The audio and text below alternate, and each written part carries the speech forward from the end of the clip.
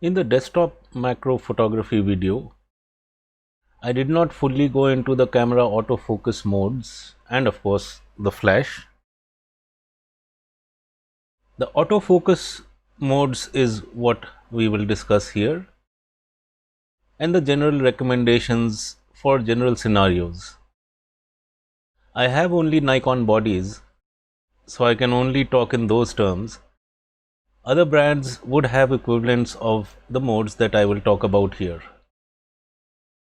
For this brief session, I would strongly recommend that you put on the macro lens on your camera body and pause the video for a small exercise where you can see for yourself what is being demonstrated.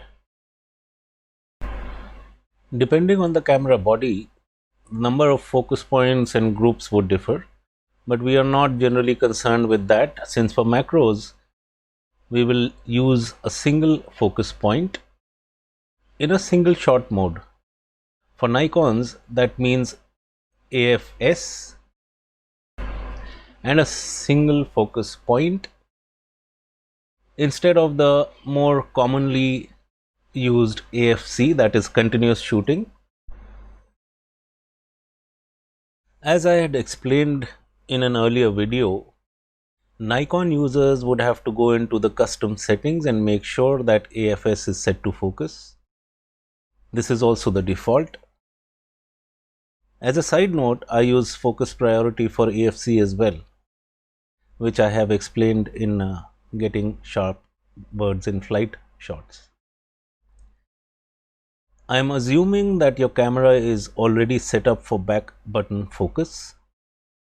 This is a requirement and not optional in this case.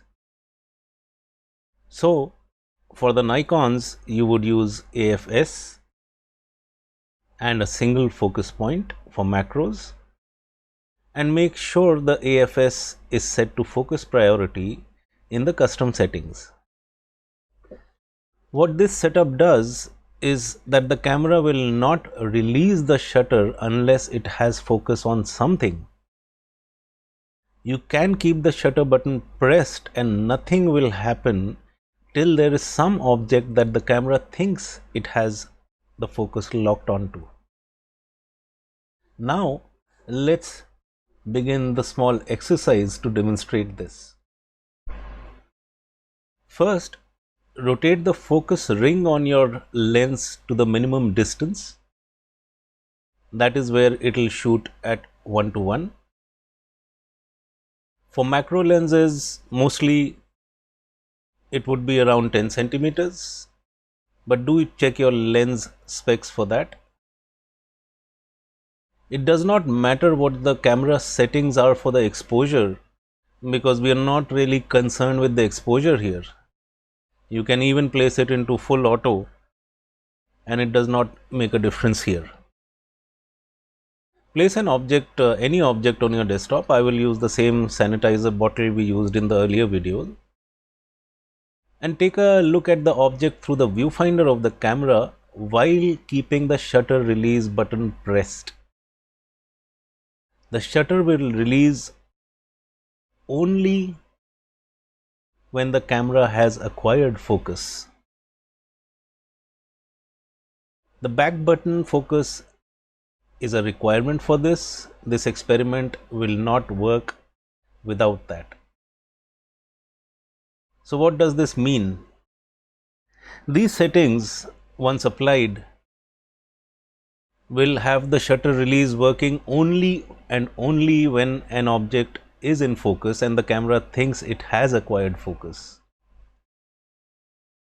This is also referred to as a focus trap and can be used in other scenarios as well, non-macro types. So how does this experiment help? One, it does tell you that you can use the technology built into your camera to help you in acquiring focus even when you cannot see clearly. Given the razor sharp depth of field when shooting macros, the point of focus becomes critical and the camera can help you there. For example, This is a snapshot from one of the many depth of field calculators available online. Although lenses in real life are far more complex than this simple computation, but this does give you an idea of the depth of field when fully stopped down on this Tamron 90 mm macro lens, which is practically zero. Focus trapping is perhaps the only way you can be sure that at least the camera thinks it has a subject in focus. This focus will almost always be correct unless your lens is front or back focusing. I will explain how to correct this issue in a later video, but assuming your lens is fine and focusing correctly, so at least according to the camera, you will have an image that is in focus. Now, one might wonder if this is it, the ultimate settings for macro photography. Well, not really. This is just the ideal scenario which may or may not happen in the wild or even on your own desktop, unless you have sufficient light for the camera to detect and lock focus. This is just the only way to go for getting smaller subjects where you want to make sure that you are shooting at a full 1:1 magnification. Using autofocus would generally lock at any distance over the minimum focus distance, and it will probably never be 1:1. For larger subjects though, that is subjects that are larger than the sensor size, or if you are looking more for a composition in a close shot, the AF works fine most of the time in such cases. In fact, for larger subjects, you can even switch back to continuous shooting and any number of focus points. It's just like normal shooting.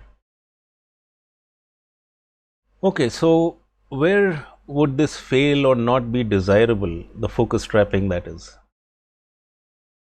One, of course, as we already discussed, for larger subjects, you don't really require that. The prime macro lens will always give you a better IQ than a zoom in all these cases. And using autofocus will almost always make sure that you have the subject in sharp focus. The second is low light scenarios. I don't mean low light as in late evening or similar. What I mean is when shooting wildlife in the open, the subject may be in a location where the light and or even the contrast of the subject will not allow the camera to figure out if it has acquired focus. Even though you might see a sharp image in your viewfinder, the camera will refuse to release the shutter. In such cases, you will have to change to a group focus or some other focus points, or maybe change to AFC and shoot before the subject simply vanishes.